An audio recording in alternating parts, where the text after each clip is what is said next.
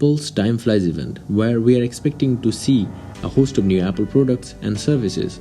But first, let me clear this, it doesn't seem like there will be new iPhones. Typically, Apple's September events marks the arrival of Apple's latest and greatest iPhones, but you shouldn't expect to see them on this Tuesday.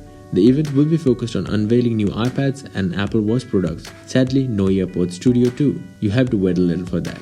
While there is no official confirmation, leaked information by John Prosser states that the Apple launch event on September 15 will include 2 new iPad models and affordable Apple Watch SE alongside Apple Watch Series 6. As for the leaked information, the Apple Watch SE will have 2 variants, GPS and cellular, each having 2 sizes.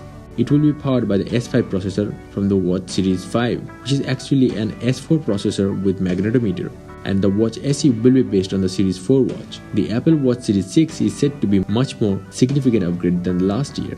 Apple Watch Series 6 is said to sport same design as the Series 5 but come with new features like blood oxygen monitoring, sleep tracking and improved ACG blood oxygen sensor.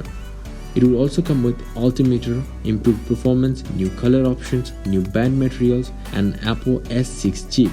Most importantly, it will also come with fast charging support, but there is no change in battery life though. The new Apple Watch series model could also be launched as the Apple Watch for the standard SE model and the Apple Watch Pro for the Watch Series 6, like iPads. And talking about the iPads, not much is known about the iPad Air. We can expect Apple to launch the new iPad with faster processor, thinner bezels around the display. The new iPad is said to look a lot premium like the iPad Pro 2020.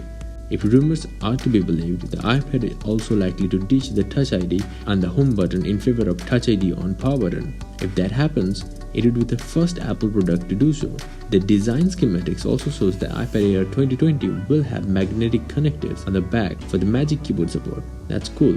It will also come with a 14 Bionic chip, which is a bit confusing as the latest iPad Pro is having A12Z. It will feature 64GB of base storage and 5 color options. Now the base iPad will get a new A12 processor, which will provide significant upgrades from the current gen A10 Fusion chip. The display size will remain at 10.2 inches. I hope Apple will bring a little more changes to the iPad apart from the processor upgrade. Now one more thing, we will finally see AirTags.